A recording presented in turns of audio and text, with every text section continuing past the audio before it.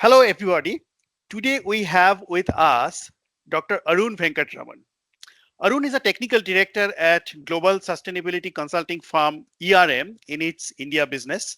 He has over 30 years experience working for academic and conservation organizations and private sector. He has worked in several geographies that include South and Southeast Asia and Central Africa.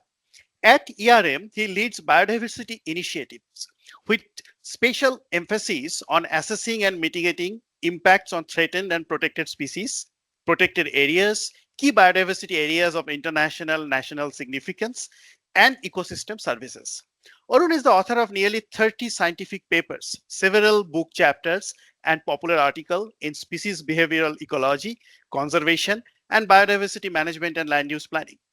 Besides that, he is a passionate wildlife enthusiast who lives in his farmhouse located within buffer area of Bandipur Tiger Reserves of Karnataka, where his solar fence is more often than not gets destroyed by a lone tusker. Leopards and packs of wild dogs frequent his backyard, and distant growling of Bengal tigers is heard from the sitting area of his farmhouse. Let us have a candid conversation with him about pseudo ecotourism.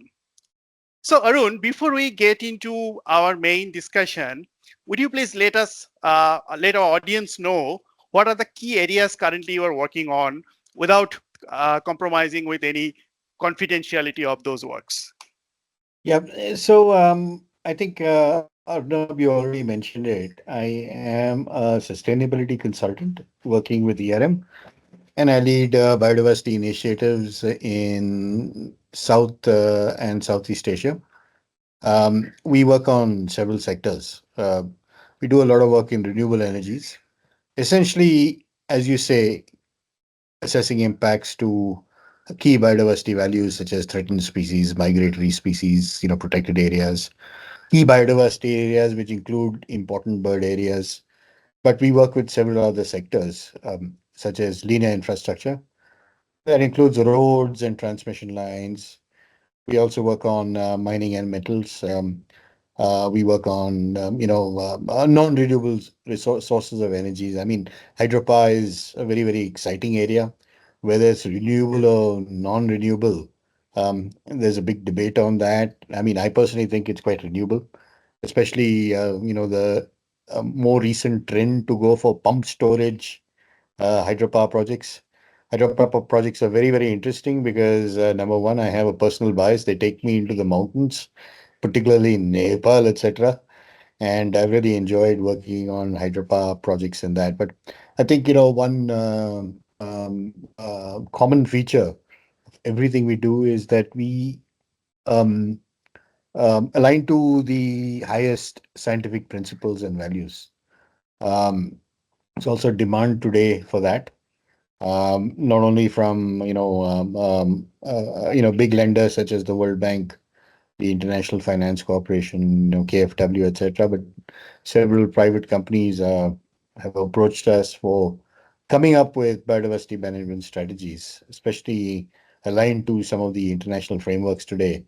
And that's a very, very exciting area because a lot of this is linked to the targets of the global biodiversity framework, which was ratified last year.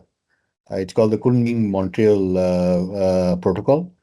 And the objective of this protocol is to ensure that, in very short, 30% of the land, sea, freshwater resources on Earth are actually either protected or restored, which is a very ambitious target. So, a lot of companies have now been keen to contribute towards these targets, and that's a new emerging area which we work on quite a bit. It's picking up in a big way, but some of the biggest companies in India have approached us, and we are helping them on their journeys to ensure that these global biodiversity framework targets are met. I hope that That's helped. quite No, that's quite fascinating, Arun. I mean, Yeah, yeah, yeah. it gives me a perception that you do not just stay in an exotic place, which we can see actually in the video in the background. We can get an idea actually how close you are staying with nature, but you Yeah, also get opportunity to travel to exotic places across the world because of your yeah. profession. Sometimes, unfortunately, less as compared to earlier. I do travel to major metropolises. I rarely get out into the field these days. There's a very, very sensitive site in Rajasthan. I Uh-huh. love to go there, particularly in winter, the migratory season, because I'm absolutely fascinated by that Thar Desert landscape. And, we'll Okay. talk Okay. about that later. Yes, And definitely we talk of about course, that. yeah, like you say, living here. I mean, I don't live all the time, most of my time, but I do tend to also go to Mysore and Bangalore. I have another place in Mysore where I Yes. increasingly actually am staying because there's travel ahead, and I also have to go to Bangalore office more frequently. So but it's worthwhile. And yesterday I was very happy to spot a lifer. It's called the white-bellied minuet.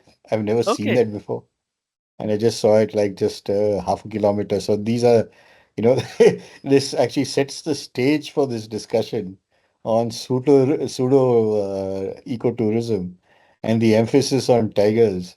Because quite frankly, that seeing something like that gives me a lot more joy than seeing a Of tiger. course. Of course, that's not Yeah. typically true, but it's probably easier to see a tiger than a white-bellied minuet. So, Absolutely. Absolutely. Yeah.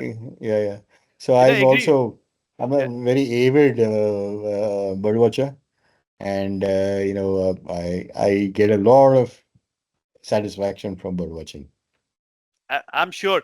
And your place has potential to give sighting of lifers to many bird watchers. I remember I Yeah, had yeah, one lifer sighting of Lutein sunbird, which I never saw yeah, before. yeah, Never saw before. I yeah, saw yeah, only in your place. And now we're yeah. talking about Yeah, but white-bellied it's quite common. minivet. It's quite Yeah. common. Yeah, yeah. Yeah. But by and large, the most of the land in our farm we have left to regenerate, and that has made a big difference. So we're getting the natural forest in a large portion of the land, and the diversity has increased like over 20 years ago when we bought the land, it was just a barren piece of land with no trees and nothing. Today, almost half of it is forested. And that's made a big difference in terms of diversity. Yeah. Fascinating. Fascinating, Arun. So, talking about my book, Pseudo Ecotourism in the Shadow of the Bengal Tiger, in that book, I have narrated my own account of ecotourism in subcontinental forests. Uh, Basically, in last one decade, I have witnessed how common ecotourists get obsessed about one particular species, especially Bengal tigers or any other big mammals, when they are in their ecotourism activities. So, what we'd like to know from you, Arun, not just as a biodiversity expert, as you have said that you also are an avid bird watcher and nature and wildlife enthusiast, and also you are living a farm life for significant amount of time. So, what do you think about the practice of ecotourism in today's India? Yeah. Okay, so let's look at the positive side of things with a little bit of caveats. I think the positive side of thing is that uh, I would say largely the moneyed class, okay, has suddenly discovered the outdoors. I mean, while growing up, most of my college life, I was probably the only fool who would like to go to protected areas and go and see wildlife. There was virtually nobody who was interested in doing that along with me. I mean, of course, even at that time, there were people like me who started getting into conservation, but very few. Today, if you look at the number of people in active professional conservation, it's very, very large, and you have some really bright minds. But when you actually think of the public, there is a certain awareness that you have to maintain your natural spaces. There's a lot to be desired, I still think. I mean, your conservation is not only in protected areas like Bandipur or Nagarhole or Bandhavgarh. Conservation should begin in your backyard. And Absolutely. our cities, unfortunately, have been reduced to rubble heaps, in terms of any natural beauty, which is a trend which unfortunately hasn't changed very much in this country. Um, um, you do find a lot of change actually happening in the Western world and places like Australia, and a lot of changes also happening in Southeast Asia also, in terms of really restoring damage habitats, particularly close to cities, to give people that quality of life associated with natural landscapes. So while there is an awareness of the green spaces out there, people want to travel. A lot of this is in actually response to how difficult life has become in the cities. You know, I mean, it's probably a natural progression, but with the pollution, with the traffic. I mean, like in the last, ever since lockdowns were lifted, tourism traffic in places like Bandipur have probably gone up like 10 times. Yeah. So a lot of it is actually recognition of natural spaces, offering, an alternative lifestyle, which is very appealing to a lot. But this is a reaction to something which we have to really fix. So along with that, of course, comes with the fascination about seeing big mammals such as tigers, elephants, etc. Now, when it comes to the tiger, you have to consider that for a lot of people, including me, the tiger is representative of an ecosystem, a very large and diverse ecosystem. And protecting the tiger, of course, protects that large ecosystem and all the biodiversity within. A tiger, as you rightly point out in the book, should not be an object for achieving fame, having conversations in over drinks or in social environments. It should not certainly be an object of competition. As you very well pointed out in your book, it's all about taking photos of tigers and putting them on Instagram, Facebook, etc.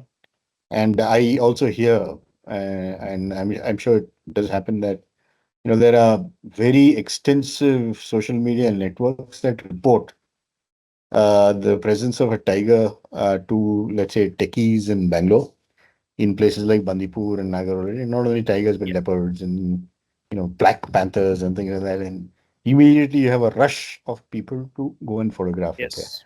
Yes. So while the awareness is good, the objectives sometimes are rather disappointing. That is, you are rushing to photograph the tiger since, as you point out, you want to be the center of conversation Yes. among your peer group. Yeah. That I think is wrong. I mean, it's not that everybody is like that. I mean, there are, several people who come to protected areas such as Bandipur and Nagaroli to enjoy nature and the serenity, with which verdant forests give. But a large proportion, unfortunately, is the first kind that comes to the forest simply to justify, one's existence on Earth simply by photographing a tiger and putting it on a Instagram page, etc. Now, this is positive because I still think even with these people whose means may be slightly, I think, misguided, you do have a large constituency, and you really need to work on that constituency, get them into more constructive conservation. Okay.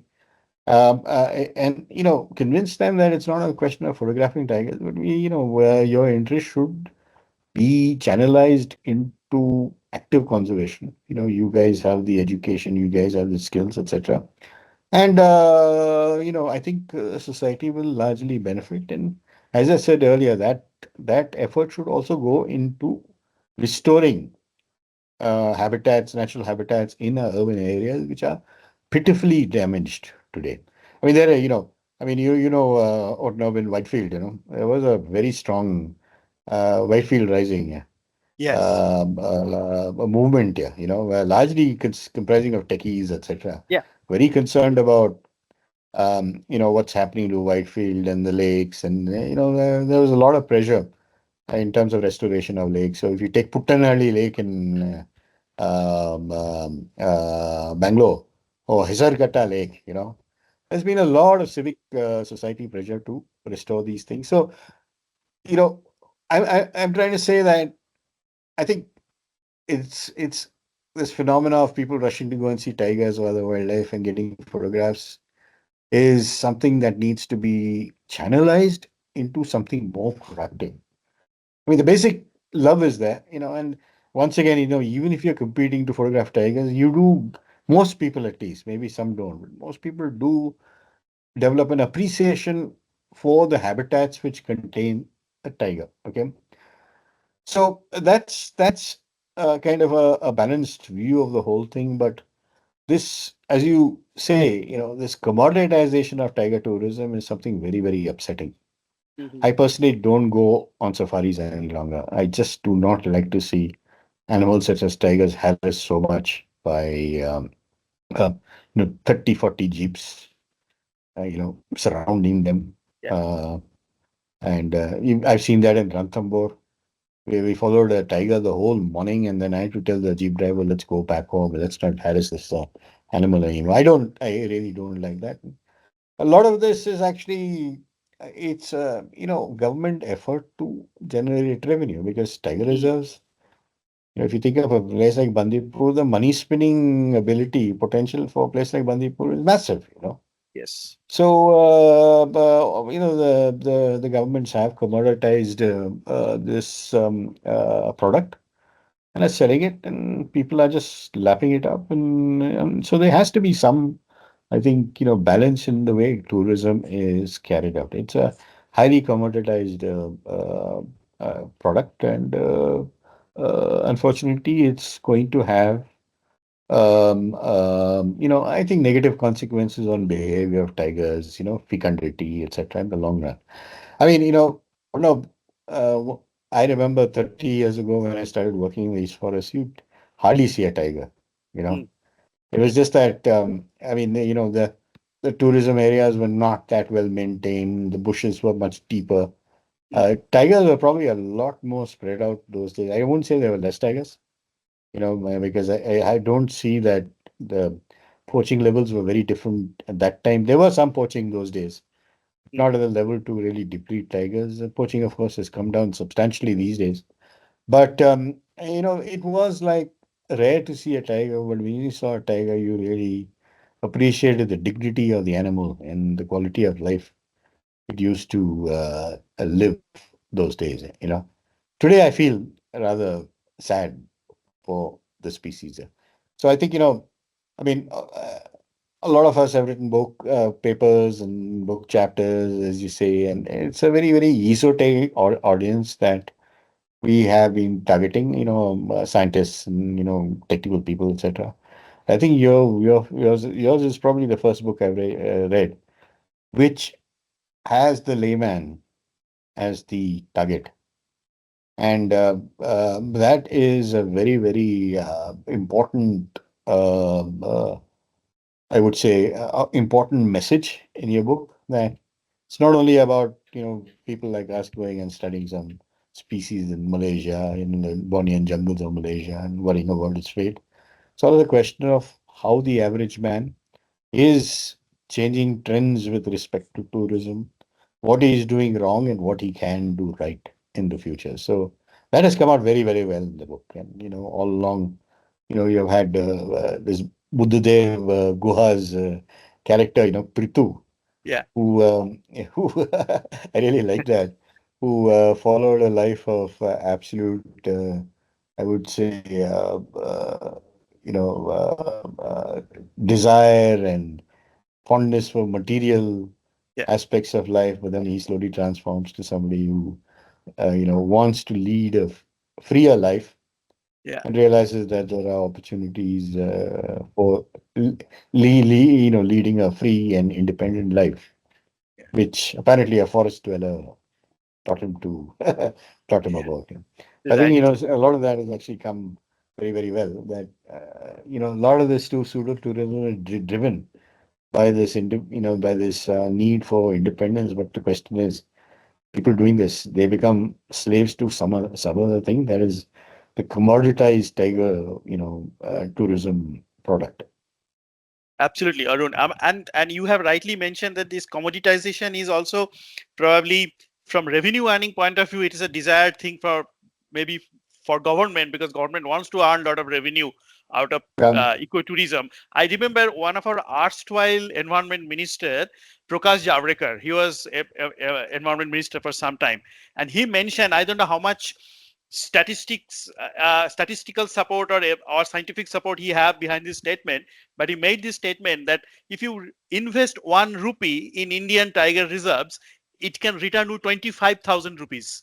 25,000 mm, rupees against 1 rupee. I absolutely, mean, I mean, no absolutely. stock does that. Probably. Yeah, yeah, yeah. But tiger reserves obviously have a lot of other value. Right, of Water, course. Yes. resource management, carbon sequestration. You know, several ecosystem services. Right, Soil, maintaining soil quality. Buffering adverse weather events. All that is often not included in the costs of a tiger yes. reserve. So it's not the value of the tiger itself, but it's the value of the ecosystem the tiger helps protect.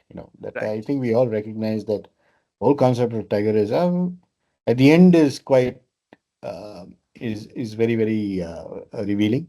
It's a question of protecting its habitat, which has a whole a suite of ecosystem services, which when valued will come to a lot more than what tourism can bring in. no, thank you, Arun, for this insight. It was really helpful. One thing actually, that since you also mentioned about the book, the Pseudo Ecotourism in the Shadow of the Bengal Tiger, and how it is targeting the layman in terms of increasing their awareness about ecotourism. So, what is your, you have read this book, and what is your general opinion about the ability of this book to convey the message to common people about ecotourism practices, not just in India but subcontinent, and what it could have been, what I could have written in a different way probably to make the message Yeah, a little more stronger. If you can highlight that. the evolution of you yourself as a person only obsessed with taking photographs to tigers to moving into looking at a lot of other biodiversity such as amphibians and reptiles and agumbe, Yeah, and then your kind of constant ability to kind of look at all the biodiversity all around in terms of birds, etc. I think that has come out very, very well. That there in nature there's a lot more to see than big mammals like tigers, elephants, etc. I think that is a very, very important message that the book brings. And I really enjoyed reading, all the diverse stories, across the length and breadth of India, right from the Western Ghats to Northeast India. I really enjoyed, the descriptions of the ecosystems, the people inhabiting these areas. In many cases, you refer to tribals also, which is very, very important. Absolutely, rooted in those ecosystems which maintain animals like the tigers. So all that has come quite well. A bit of philosophizing, especially with neoliberalism, sustainability, and the commoditization of ecotourism. As I told you, you could yeah. have cut back on a little bit on that. And the other, many cases you didn't have to have lengthy bird lists, for each places you saw.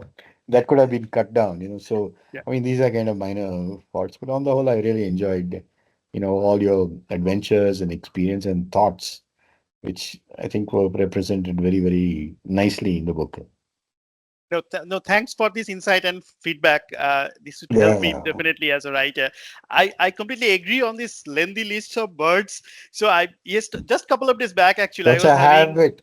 That's a habit or it's not? a habit. It's a habit. It's a habit of a probably a technical person or bird watcher rather. Yeah, A habit of a yeah. bird watcher actually, and probably another way of boasting. The same thing basically, that I have seen so many birds. So one of my friends who read the book a couple of days back actually is my school friend. Now he lives in US. He's a US citizen now. So he we met him in Delhi few days back, and he was telling me that in first chapter I read there's a list of birds you have seen. I enjoyed that. Second chapter also I did. Third chapter again I saw there is a list of birds and I did not read. And like, oh, again the list of birds are coming. Fourth chapter also I didn't Uh, read. But in fifth uh, chapter, it struck to me that probably you are trying to say that you have seen many things than the tiger, and that's probably you're uh, trying to establish that it's not just tiger; uh, it's many other uh, things.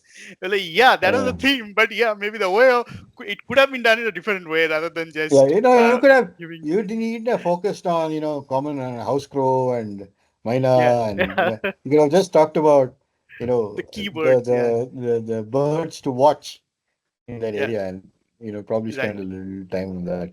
right, right. So Agree on that, that. that was my kind of negative comment on this.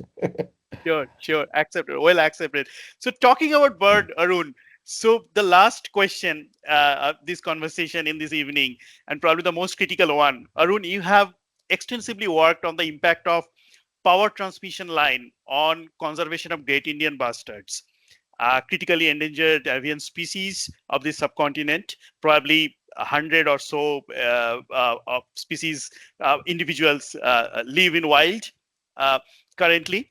In one of my chapters in this book, I tried to emphasize on ecotourism potential of India's wasteland, which includes deserts and grasslands, which are basically habitats of Great Indian Bustards. And in that chapter, I referred your point of view as well on Great Indian Bustards and their conservation threats. After that, a lot of things had happened, and then there are new national policies were introduced in terms of construction of transmission line, protection of uh, endangered species. When I visited the habitat of this Great Indian Bustard in third desert of Western Jaisalmer, I saw the mostly their habitats were surrounded by several hundreds of gigantic windmills.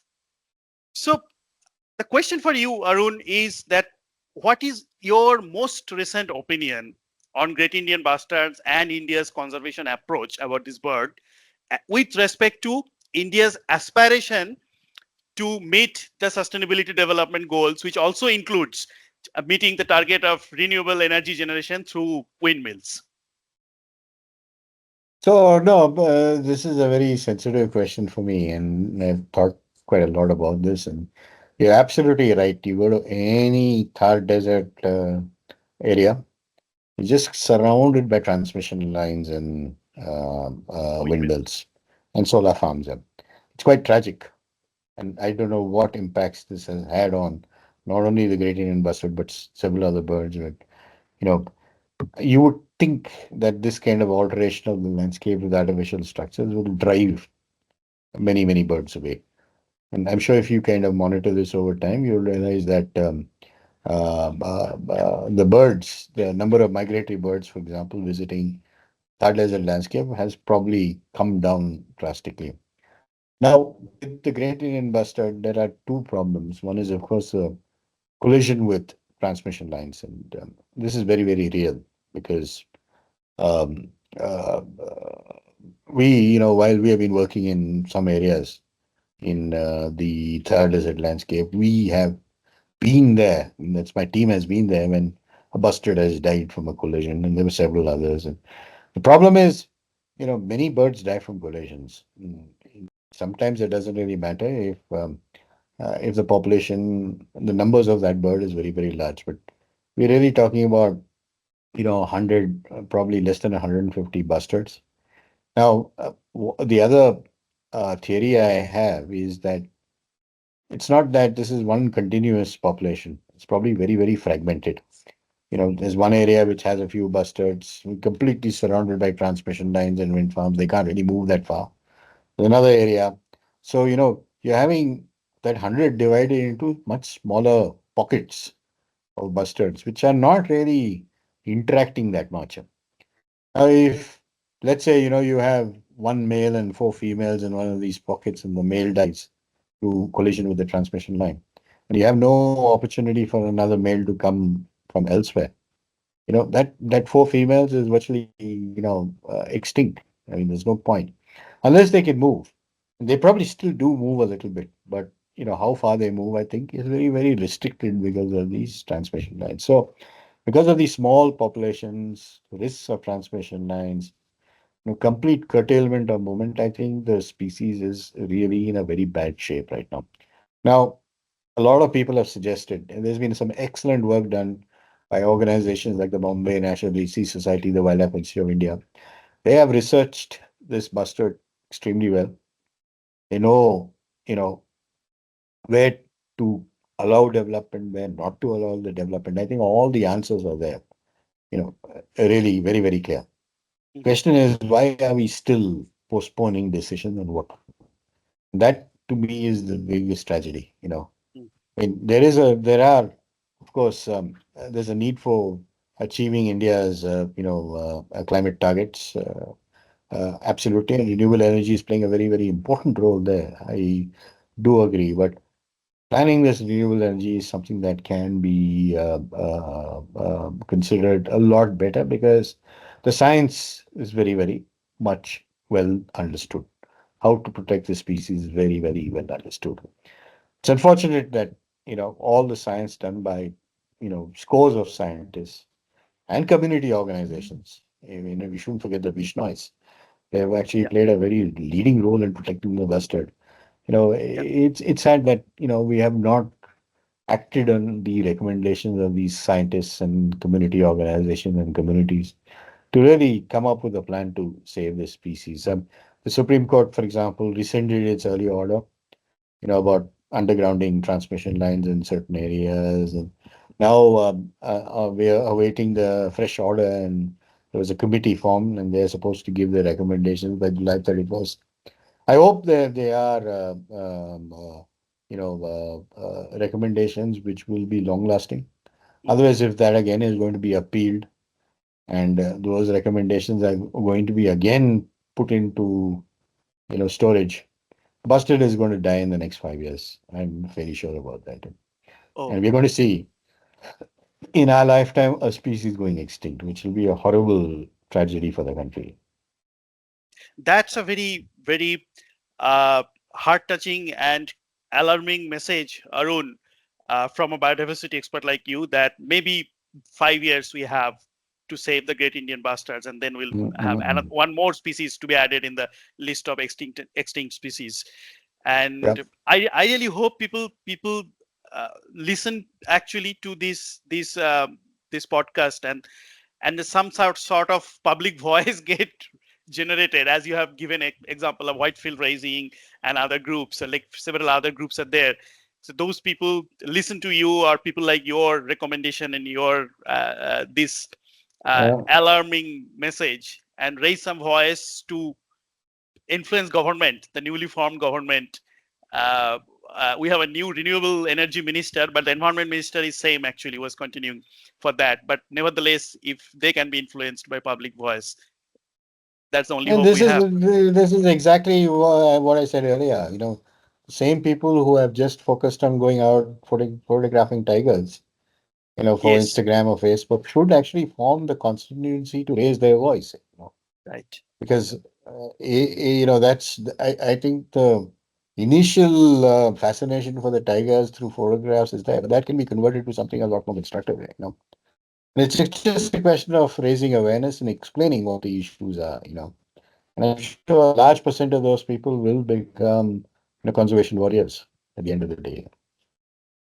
Yeah, that's a very important message for the wildlife photographers, the hobbyist wildlife photographers, that Yeah. you may have generated your love for wildlife photography because of big cat or big mammals, but you have taken enough photos of big cats and big mammals. Now channelize your all energy and your money and your influencing capacity and your photographic capacity to the other species which are much more threatened, probably And at the verge and of also the extinction. tiger, but it's saving its habitat also.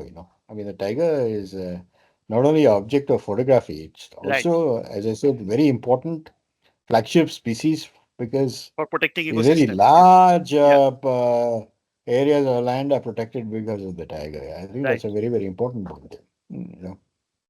That's true. That's very true. No, thank you, Arun. And it was, as always, fascinating listening you. about various aspects of biodiversity, and we can always see the passion you have for nature and wildlife. Whenever you talk, it is not just a mere uh, way of making your living. You really live this life, and that's why we always want to listen to you as far these aspects are concerned. And people who doesn't come, who do not come from sustainability background, those people probably listen to you more and more. And I hope this conversation will help in that way. And thank you very much again for your time. Yeah, and or no, I'm happy to help you in transforming people, the right way. So very pleased to read your book and realize the kind of messaging you have included in that. And very happy to help you to continue to message that way. Thank you very much. Thank you very much for that commitment and for saying this, Arun.